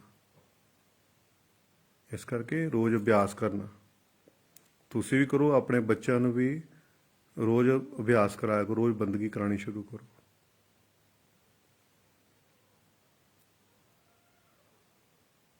ਰੋਜ਼ ਭਗਤੀ ਕਰੋ। ਆਪਣਾ ਸਾਰੇ ਦੁੱਖਾਂ ਦੀ ਦਵਾਈ ਸਿਮਰਨ, ਤੁਹਾਡੇ ਹਰ ਸਵਾਲ ਦਾ ਜਵਾਬ ਭਜਨ ਸਿਮਰਨ ਵਿੱਚ। ਠੀਕ ਹੈ। ਸੰਸਾਰ ਕੰਢਿਆਂ ਨਾਲ ਭਰਿਆ ਪਿਆ, ਦੁੱਖਾਂ ਨਾਲ ਭਰਿਆ ਪਿਆ, ਤੇ ਇਸ ਕਰਕੇ ਆਪਣੇ ਪੈਰਾਂ ਦੇ ਵਿੱਚ ਬੂਟ ਪਾ ਲਓ ਕਿ ਕੰਢਿਆਂ ਤੋਂ ਬਚਿਆ ਜਾ ਸਕੇ, ਦੁੱਖਾਂ ਤੋਂ ਬਚਿਆ ਜਾ ਸਕੇ। ਠੀਕ ਹੈ। ਸਿਮਰਨ ਕਰੋ, ਆਪਣੇ ਆਪ ਨੂੰ ਬਦਲਣ ਦੀ ਕੋਸ਼ਿਸ਼ ਕਰੋ।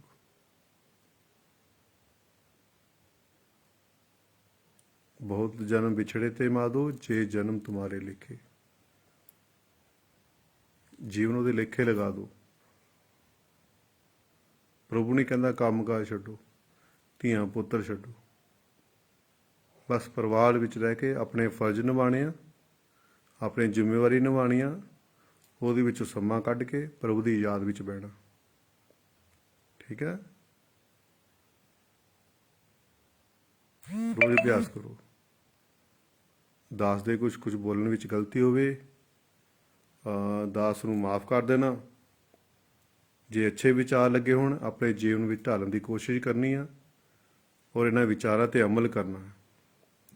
ਬਿਨਾਂ ਭਜਨ ਬੰਦਗੀ ਦੇ ਛੁਟਕਾਰਾ ਨਹੀਂ ਹੈਗਾ, ਬਿਨਾਂ ਭਗਤੀ ਤੋਂ ਛੁਟਕਾਰਾ ਨਹੀਂ ਹੈਗਾ, ਬਿਨਾਂ ਭਗਤੀ ਤੋਂ ਮੁਕਤੀ ਨਹੀਂ ਮਿਲ ਸਕਦੀ, ਬਿਨਾਂ ਭਗਤੀ ਤੋਂ ਪਰਮਾਤਮਾ ਨਹੀਂ ਮਿਲ ਸਕਦਾ, ਬਿਨਾਂ ਭਗਤੀ ਤੋਂ ਸਦਾ ਸਦਾ ਆਨੰਦ ਨਹੀਂ ਮਿਲ ਸਕਦਾ। ਇਸ ਕਰਕੇ ਭਗਤੀ ਕਰੋ, ਭਗਤੀ ਕਰੋ। ਜਿਹਨੂੰ ਵੀ ਤੁਸੀਂ ਮੰਨਦੇ ਹੋ, ਜਿਸ ਵੀ ਗੁਰੂ ਪੀਰ ਨੂੰ ਮੰਨਦੇ ਹੋ, ਉਹਦੇ ਹੁਕਮ ਅਨੁਸਾਰ ਰੋਜ਼ ਬੰਦਗੀ ਕਰੋ, ਰੋਜ਼ ਅਭਿਆਸ ਕਰੋ। ਠੀਕ ਹੈ। ਗੁਰੂ ਦਾ ਕੰਮ ਹੁੰਦਾ ਤੁਹਾਨੂੰ ਨਾਮ ਸ਼ਬਦ ਦੇਣਾ, ਤੁਹਾਨੂੰ ਰਾਸਤਾ ਦਿਖਾਣਾ। ਬਾਕੀ ਮਿਹਨਤ ਤੁਹਾਡੀ ਆ, ਮਿਹਨਤ ਤੁਸੀਂ ਕਰਨੀ ਆ, ਪੇਪਰ ਤੁਸੀਂ ਦੇਣੇ ਆ, ਪੜ੍ਹਾਈ ਤੁਸੀਂ ਕਰਨੀ ਆ। ਠੀਕ ਹੈ। ਮਿਹਨਤ ਕਰਾਂਗੇ, ਪੜ੍ਹਾਈ ਕਰਾਂਗੇ, ਫਿਰ ਹੀ ਅਸੀਂ ਪੇਪਰ ਦੇਵਾਂਗੇ, ਫਿਰ ਰਿਜ਼ਲਟ ਆਊਗਾ, ਹੈ ਨਾ। ਗੁਰੂ ਦਾ ਕੰਮ ਸਿਰਫ ਤੁਹਾਡਾ ਮਾਰਗਦਰਸ਼ਨ ਕਰਨਾ, ਤੁਹਾਨੂੰ ਰਾਸਤਾ ਦਿਖਾਉਣਾ, ਚੱਲਣਾ ਤੁਹਾਨੂੰ ਹੀ ਪੈਣਾ, ਮਿਹਨਤ ਤੁਹਾਨੂੰ ਹੀ ਕਰਨੀ ਪੈਣੀ ਹੈ। ਠੀਕ ਹੈ। ਰੋਜ਼ ਅਭਿਆਸ ਕਰੋ। ਰੱਬ ਨੂੰ ਪਾਉਣ ਦੇ ਲਈ ਧਰਮ ਨਹੀਂ ਕਿਸੇ ਨੇ ਬਦਲਣਾ। ਹਿੰਦੂ ਆ ਤੇ ਹਿੰਦੂ ਰਹੋ, ਮੁਸਲਮਾਨ ਤੇ ਮੁਸਲਮਾਨ ਰਹੋ, ਸਿੱਖਾਂ ਤੋਂ ਸਿੱਖ ਰਹੋ, ਈਸਾਈ ਆ ਤੇ ਈਸਾਈ ਰਹੋ। ਰੱਬ ਨੂੰ ਪਾਉਣ ਦੇ ਲਈ ਧਰਮ ਬਦਲਣ ਦੀ ਲੋੜ ਨਹੀਂ ਹੈਗੀ। ਦੁੱਖਾਂ ਨੂੰ ਛੁਟਕਾਰਾ ਪਾਉਣ ਲਈ ਧਰਮ ਬਦਲਣ ਦੀ ਲੋੜ ਨਹੀਂ ਹੈਗੀ। ਜੇ ਤੁਸੀਂ ਸੋਚਦੇ ਹੋਵੋਗੇ ਕਿ ਅੱਜ ਮੈਂ ਦੁਖੀ ਹਾਂ, ਮੈਨੂੰ ਬਹੁਤ ਕਸ਼ਟ ਆ, ਮੈਂ ਆਪਣਾ ਧਰਮ ਬਦਲ ਲਵਾਂ, ਧਰਮ ਬਦਲ ਕੇ ਸ਼ਾਇਦ ਮੈਨੂੰ ਸੁੱਖ ਮਿਲ ਜਾਊਗਾ, ਇਹ ਕਦੇ ਨਹੀਂ ਹੋ ਸਕਦਾ। ਧਰਮ ਬਦਲ ਕੇ ਤੁਸੀਂ ਦੁੱਖਾਂ ਤੋਂ ਭੱਜਦੇ ਹੋ, ਹੈ ਨਾ। ਦੁੱਖਾਂ ਤੋਂ ਭੱਜਣ ਦੀ ਕੋਸ਼ਿਸ਼ ਨਾ ਕਰੋ। ਜਿੰਨੇ ਮਰਜ਼ੀ ਧਰਮ ਬਦਲ ਲਓ, ਪਰ ਦੁੱਖਾਂ ਤੋਂ ਤੁਸੀਂ ਬਚ ਨਹੀਂ ਸਕਦੇ, ਕਿਉਂਕਿ ਇਹ ਸੰਸਾਰ ਇੱਕ ਕਰਮ ਭੂਮੀ ਹੈ। ਜੇ ਤੁਸੀਂ ਅੱਛੇ ਕਰਮ ਕੀਤੇ ਤੁਹਾਨੂੰ ਅੱਛਾ ਫਲ ਮਿਲੇਗਾ, ਮਾੜੇ ਕਰਮ ਕੀਤੇ ਤੁਹਾਨੂੰ ਮਾੜਾ ਹੀ ਫਲ ਮਿਲੇਗਾ। ਅੱਜ ਤੁਸੀਂ ਦੁਖੀ ਹੋ, ਇਹ ਵੀ ਤੁਹਾਡੇ ਆਪਣੇ ਕਰਮ। ਤੁਸੀਂ ਅੱਜ ਸੁਖੀ ਹੋ, ਇਹ ਵੀ ਤੁਹਾਡੇ ਆਪਣੇ ਹੀ ਕਰਮ। ਇਹ 'ਚ ਗੁਰੂ ਦਾ ਔਰ ਪ੍ਰਮਾਤਮਾ ਦਾ, ਰੱਬ ਦਾ ਕੋਈ ਲੈਣਾ ਦੇਣਾ ਨਹੀਂ ਹੈਗਾ। ਠੀਕ ਹੈ। ਔਰ ਜਿਹੋ ਜਿਹੇ ਕਰਮ ਕੀਤੇ ਉਹਦਾ ਭੁਗਤਾਨ ਕਰਨਾ ਹੀ ਪੈਣਾ। ਸੰਸਾਰ 'ਚ ਇਹੋ ਜਿਹੀ ਕੋਈ ਤਾਕਤ ਨਹੀਂ ਹੈਗੀ, ਕੋਈ ਇਹੋ ਜਿਹਾ ਗ੍ਰੰਥ ਨਹੀਂ ਹੈਗਾ, ਇਹੋ ਜਿਹਾ ਕੋਈ ਉਪਾਅ ਨਹੀਂ ਹੈਗਾ ਤੁਹਾਨੂੰ ਜਿਹੜਾ ਦੁੱਖਾਂ ਤੋਂ, ਇਹਨਾਂ ਕਸ਼ਟਾਂ ਤੋਂ ਬਚਾ ਸਕੇ, ਬੁਰੇ ਕਰਮਾਂ ਤੋਂ ਬਚਾ ਸਕੇ। ਸਿਰ ਇੱਕ ਨਾਮ ਦੇ ਵਿੱਚ ਇਹ ਸ਼ਕਤੀ ਆ, ਪ੍ਰਭੂ ਦੇ ਸਿਮਰਨ ਦੇ ਵਿੱਚ ਇਹ ਸ਼ਕਤੀ ਆ, ਭਗਤੀ ਵਿੱਚ ਇਹ ਸ਼ਕਤੀ ਆ। ਇਹ ਵੱਡੇ ਵੱਡੇ ਕਰਮਾਂ ਨੂੰ ਕੱਟ ਸਕਦਾ, ਸੂਲੀ ਦੇ ਸੂਲ ਬਣਾ ਸਕਦਾ। ਪਰ ਭੁਗਤਾਨ ਤੁਹਾਨੂੰ ਕਰਨਾ ਹੀ ਪੈਣਾ। ਜੇ ਤੁਸੀਂ ਭਗਤੀ ਰੋਜ਼ ਕਰਾਂਗੇ, ਨਾਮ ਸ਼ਬਦ ਦਾ ਰੋਜ਼ ਅਭਿਆਸ ਕਰਾਂਗੇ, ਗੁਰੂ ਦੇ ਹੁਕਮ ਦੀ ਪਾਲਣਾ ਕਰਾਂਗੇ, ਤਾਂ ਸਾਨੂੰ ਦੁੱਖ ਆਣੇ ਆ, ਪਰ ਸਾਨੂੰ ਪਤਾ ਨਹੀਂ ਲੱਗਣਾ। ਠੀਕ ਹੈ। ਦੁੱਖ ਕਰਮ ਜੋ ਭੋਗਣੇ ਪੈਣੇ ਆ, ਪਰ ਸੂਲੀ ਦੇ ਸੂਲ ਬਣ ਜਾਣੇ। ਵੱਡੇ ਵੱਡੇ ਦੁੱਖ ਮਿਲਣੇ, ਛੋਟੇ ਛੋਟੇ ਹੋ ਜਾਣੇ ਆ। ਇਹ ਨਾਮ ਦੇ ਵਿੱਚ ਤਾਕਤ ਆ, ਭਗਤੀ ਵਿੱਚ ਇਹੋ ਜਿਹੀ ਤਾਕਤ ਆ। ਪਰ ਤੁਸੀਂ ਦੁੱਖਾਂ ਤੋਂ, ਹੈ ਨਾ, ਭੱਜਿਆ ਨਾ ਕਰੋ। ਐਵੇਂ ਉਪਾਏ, ਪੈਸਾ ਖਰਾਬ, ਟਾਈਮ ਖਰਾਬ, ਚੰਗਣ ਮੰਗਣ, ਇਹ ਟੋਟ ਕੇ ਜਾਦੂ ਟੂਣੇ ਨਾ ਕਰਿਆ ਕਰੋ। ਇਹਨਾਂ 'ਚ ਕੁਛ ਨਹੀਂ ਹੈਗਾ। ਇਹ ਦਲਦਲ ਇਹੋ ਜਿਹੀ ਆ, ਇਸ ਦਲਦਲ ਵਿੱਚ ਤੁਸੀਂ ਫਸ ਗਏ ਤਾਂ ਨਿਕਲਣਾ ਬੜਾ ਮੁਸ਼ਕਿਲ ਆ। ਫਿਰ ਤੁਹਾਨੂੰ ਹਰ ਟਾਈਮ ਡਰ ਬਣਿਆ ਰਹਿਣਾ, ਮੇਰਾ ਕੰਮ ਨਹੀਂ ਚੱਲਿਆ, ਅੱਜ ਸ਼ਾਇਦ ਕਿਸੇ ਗੁਆਂਢੀ ਨੇ ਕੁਛ ਕਰ ਦਿੱਤਾ, ਹਾਏ ਮੇਰੇ ਸੱਟ ਲੱਗ ਗਈ, ਕਿਸੇ ਨੇ ਕੁਛ ਕਰ ਦਿੱਤਾ, ਹਾਏ ਮੇਰੇ ਘਰ ਲੜਾਈ ਹੈ, ਕਿਸੇ ਨੇ ਕੁਛ ਕਰ ਦਿੱਤਾ, ਹੈ ਨਾ। ਜਿਹੜਾ ਇਸ ਸਫ਼ਰ 'ਤੇ ਚੱਲਦਾ, ਇਸ ਦਲਦਲ ਵਿੱਚ ਫਸਦਾ ਆ, ਪੁੱਛ ਧਾਗਿਆਂ ਵਿੱਚ ਪੈਂਦਾ, ਧਾਗੇ ਤਵੀਤਾਂ ਦਾ ਚੱਕਰ ਪੈਂਦਾ, ਟੂਣੇ ਟਾਣਿਆਂ ਦੇ ਚੱਕਰ 'ਚ ਪੈਂਦਾ, ਇਹ ਇਨਸਾਨ ਇਹਦੇ ਵਿੱਚ ਫਸਦਾ ਹੀ ਚਲਾ ਜਾਂਦਾ। ਇਹ ਬੜੀ ਵੱਡੀ ਦਲਦਲ ਆ, ਇਹ 'ਚੋਂ ਨਿਕਲਣਾ ਬੜਾ ਮੁਸ਼ਕਲ ਆ। ਠੀਕ ਹੈ ਨਾ। ਅਤੇ ਇਸ ਕਰਕੇ ਵਹਿਮ ਨਹੀਂ ਕਰਨੇ, ਇਹੋ ਜਿਹੇ ਰਸਤੇ 'ਚ ਨਹੀਂ ਜਾਣਾ। ਤੁਸੀਂ ਸਿਰਫ ਭਗਤੀ ਕਰਨੀ ਆ, ਰੋਜ਼ ਨਾਮ ਸ਼ਬਦ ਦਾ ਅਭਿਆਸ ਕਰਨਾ। ਠੀਕ ਹੈ ਨਾ। ਇਹਦੇ ਨਾਲ ਤੁਹਾਨੂੰ ਦੁੱਖਾਂ ਤੋਂ ਛੁਟਕਾਰਾ ਮਿਲ ਸਕਦਾ। ਤੁਹਾਡੇ ਵੱਡੇ ਵੱਡੇ ਕਰਮਾਂ ਨੂੰ ਛੋਟੇ ਛੋਟੇ ਕਰਮ ਦਾ ਵਿੱਚ ਬਦਲਾ ਜਾ ਸਕਦਾ। ਸੱਚਾ ਸੌਦਾ ਆ, ਸਾਫ ਸੁਥਰਾ ਸੌਦਾ। ਇਹ ਨਾਮ ਦਾ ਸੌਦਾ, ਬੰਦਗੀ ਦਾ ਸੌਦਾ। ਜਿਸ ਵੀ ਆਪਣੇ ਗੁਰੂ ਪੀਰ ਨੂੰ ਮੰਨਦੇ ਹੋ, ਜਿਸ ਵੀ ਦੇਵ ਦੇਵਤੇ ਨੂੰ ਮੰਨਦੇ ਹੋ, ਆਪਣੇ ਗੁਰੂ ਦੇ ਹੁਕਮ ਅਨੁਸਾਰ ਉਹਦੀ ਬੰਦਗੀ ਕਰੋ, ਰੋਜ਼ ਭਗਤੀ ਕਰੋ। ਠੀਕ ਹੈ। ਆਰਾਮ ਵੀ ਉਹੀ ਆ, ਨਾਨਕ ਵੀ ਉਹੀ ਆ, ਕ੍ਰਿਸ਼ਨ ਵੀ ਉਹੀ ਆ, ਕਬੀਰ ਵੀ ਉਹੀ ਆ, ਗੁਰੂ ਰਵਿਦਾਸ ਵੀ ਉਹੀ ਆ। ਸਾਰੇ ਪ੍ਰਮਾਤਮਾ ਦੇ ਨਾਮ ਨੇ। ਇਹ ਹੈ ਉਹ ਇੱਕ ਹੀ ਆ, ਪਰ ਦੇਖੋ ਲੱਖਾਂ ਕਰੋੜਾਂ ਉਹਦੇ ਨਾਮ ਨੇ। ਜਿਹੜਾ ਵੀ ਭਗਤ ਭਗਤੀ ਕਰਕੇ ਉਸ ਨੂੰ ਜਿਸ ਵੀ ਰੂਪ 'ਚ ਯਾਦ ਕਰਦਾ, ਜਿਸ ਵੀ ਭਾਵਨਾ ਯਾਦ ਕਰਦਾ, ਉਸੇ ਰੂਪ ਵਿੱਚ ਪਰਮਾਤਮਾ ਔਰ ਰੱਬ ਉਸ ਨੂੰ ਦਰਸ਼ਨ ਦੇ ਦਿੰਦਾ। ਹੈ ਇੱਕੋ ਹੀ ਆ, ਲੱਖਾਂ ਕਰੋੜਾਂ ਉਹਦੇ ਨਾਂ ਨੇ, ਪਰ ਜਿਸ ਰੂਪ ਵਿੱਚ ਵੀ ਭਗਤ ਉਸ ਨੂੰ ਯਾਦ ਕਰਦਾ, ਰੱਬ ਨੂੰ ਯਾਦ ਕਰਦਾ, ਉਹ ਉਸੇ ਰੂਪ 'ਚ ਉਸ ਨੂੰ ਦਰਸ਼ਨ ਦੇ ਦਿੰਦਾ। ਠੀਕ ਹੈ। ਆਪਣੇ ਅੰਦਰ ਪ੍ਰੇਮ ਪੈਦਾ ਕਰੋ, ਆਪਣੇ ਅੰਦਰ ਤੜਪ ਪੈਦਾ ਕਰੋ, ਆਪਣੇ ਅੰਦਰ ਜਿਗਿਆਸਾ ਪੈਦਾ ਕਰੋ ਕਿ ਮੈਂ ਪ੍ਰਭੂ ਨੂੰ ਮਿਲਣਾ ਹੀ ਮਿਲਣਾ, ਰੱਬ ਨੂੰ ਮਿਲਣਾ ਹੀ ਮਿਲਣਾ। ਰੋਜ਼ ਭਗਤੀ ਕਰਨੀ ਕਰਨੀ ਹੈ। ਠੀਕ ਹੈ ਨਾ। ਇਹ ਰੋਜ਼ ਅਭਿਆਸ ਕਰੋ, ਪ੍ਰੇਮ ਕਰੋ ਉਸ ਨਾਲ। ਪ੍ਰੇਮ ਤੋਂ ਵੱਡਾ ਕੋਈ ਹਥਿਆਰ ਨਹੀਂ ਹੈਗਾ। ਠੀਕ ਹੈ। ਪ੍ਰੇਮ ਕਰਨਾ ਸਿੱਖ ਲਓ, ਭਗਤੀ ਕਰੋ, ਰੋਜ਼ ਸਿਮਰਨ ਕਰੋ, ਅਭਿਆਸ ਕਰੋ। ਆਪਣੇ ਹੱਥਾਂ ਦੀ ਇਹ ਲਕੀਰਾਂ ਨਾ, ਹੱਥਾਂ ਦੀ ਲਕੀਰਾਂ ਇਹ ਆ ਦੇਖੋ, ਇਹਨੂੰ ਬਦਲਿਆ ਜਾ ਸਕਦਾ ਹੈ। ਬਦਲਾਂਗੇ ਕਿੱਦਾਂ? ਜੇ ਅਸੀਂ ਰੋਜ਼ ਮਿਹਨਤ ਕਰਾਂਗੇ, ਆਪਣੇ ਕਰਮ ਕਰਾਂਗੇ, ਅੱਛੇ ਕਰਮ ਕਰਾਂਗੇ। ਹੱਥਾਂ ਦੀ ਲਕੀਰਾਂ ਬਦਲੀਆਂ ਜਾ ਸਕਦੀਆਂ ਜੇ ਅਸੀਂ ਮਿਹਨਤ ਕਰਾਂਗੇ। ਜੇ ਤੁਹਾਨੂੰ ਤਵੀਤਾਂ ਤੇ ਵਿਸ਼ਵਾਸ ਆ, ਸ਼ੰਤਰੀਆਂ ਤੇ ਵਿਸ਼ਵਾਸ ਆ, ਨੀਲੇ ਪੀਲੇ ਪੱਥਰਾਂ ਤੇ ਵਿਸ਼ਵਾਸ ਆ, ਤਾਂ ਤੁਸੀਂ ਅੱਜ ਵੀ ਫੇਲ ਹੋ ਤੇ ਕੱਲ ਵੀ ਫੇਲ ਹੋ। ਹੱਥਾਂ ਦੀ ਲਕੀਰਾਂ ਬਦਲੀਆਂ ਜਾ ਸਕਦੀਆਂ, ਇਹ ਮਿਹਨਤ ਨਾਲ, ਕਰਮ ਨਾਲ। ਤੁਸੀਂ ਮਿਹਨਤ ਕਰੋ, ਆਪਣੇ ਅੱਛੇ ਕਰਮ ਕਰੋ, ਰੋਜ਼ ਭਗਤੀ ਕਰੋ। ਤੁਹਾਡਾ ਜ਼ਿੰਦਗੀ ਕਿੱਦਾਂ ਨਹੀਂ ਬਦਲੇਗੀ? ਬਦਲ ਜਾਵੇਗੀ। ਮਾਲਕ ਦੀ ਖੇਡਾ ਅਪਰੰਪਾਰ ਆ। ਜੇ ਉਹ ਖੁਸ਼ ਹੋ ਗਿਆ, ਉਹਦੀ ਇੱਕ ਨਜ਼ਰ ਹੀ ਕਾਫੀ ਹੈ।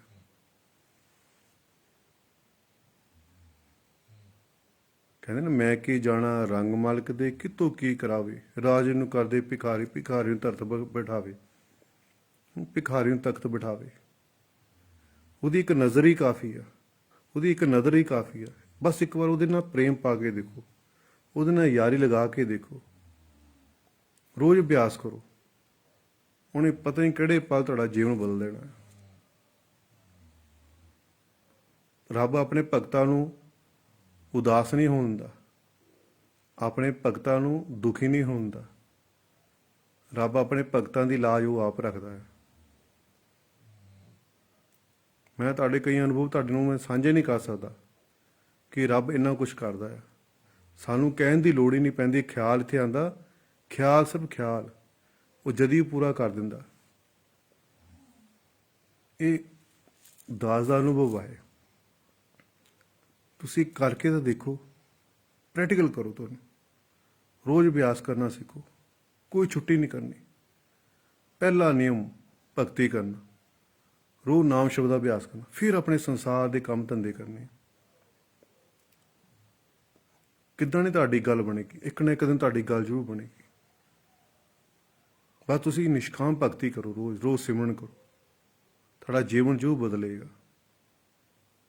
ਅਬ ਇਹ ਮੌਤ ਨੂੰ ਹਮੇਸ਼ਾ ਯਾਦ ਰੱਖੋ। ਇਸ ਜੀਵਨ ਬਚਪਨ, ਜਵਾਨੀ, ਬੁਢਾਪਾ, ਬਚਪਨ, ਜਵਾਨੀ, ਬੁਢਾਪਾ, 3 ਪਾਰਟ ਨੇ। ਉਸ ਤੋਂ ਬਾਅਦ ਮੌਤ ਆ। ਤੇ ਉਹ ਸਮੇਂ ਦੇ ਰਹਿੰਦੇ ਰਹਿੰਦੇ ਆਪਣੇ ਨਾਮ ਸਿਮਰਨ ਦੀ ਕਮਾਈ ਇਕੱਠੀ ਕਰ ਲਓ, ਰੋਜ਼ ਅਭਿਆਸ ਕਰੋ। ਇਹ ਜੀਵਨ ਬਾਰ-ਬਾਰ ਨਹੀਂ ਮਿਲਦਾ, ਇਹਨੂੰ ਲੇਖੇ ਲਗਾ ਦਿਓ ਉਹਦੇ। ਠੀਕ ਹੈ। ਆਪਣੇ ਦੁੱਖਾਂ ਤੋਂ ਘਬਰਾਉਣ ਦੀ ਲੋੜ ਨਹੀਂ ਹੈਗੀ। ਆਪਣੇ ਗੁਰੂ ਤੇ ਭਰੋਸਾ ਰੱਖੋ, ਗੁਰੂ ਦੇ ਹੁਕਮ ਅਨੁਸਾਰ ਬੰਦਗੀ ਕਰੋ। ਤੁਹਾਨੂੰ ਸੰਸਾਰ ਦੇ ਕੰਮਾਂ ਵਾਸਤੇ ਸੋਚਣ ਦੀ ਲੋੜ ਨਹੀਂ ਪੈਣੀ। ਪਰਮਾਤਮਾ ਆਪ ਹੀ ਕਰੇਗਾ, ਆਟੋਮੈਟਿਕ ਤੁਹਾਡੇ ਸਾਰਾ ਕੁਝ ਹੋਣ ਲੱਗ ਜਾਣਾ। ਇੱਕ ਵਾਰ ਉੱਤੇ ਭਰੋਸਾ ਕਰੋ, ਵਿਸ਼ਵਾਸ ਰੱਖੋ ਆਪਣੇ ਗੁਰੂ ਤੇ, ਗੁਰੂ ਦੇ ਹੁਕਮ ਅਨੁਸਾਰ ਬੰਦਗੀ ਕਰੋ।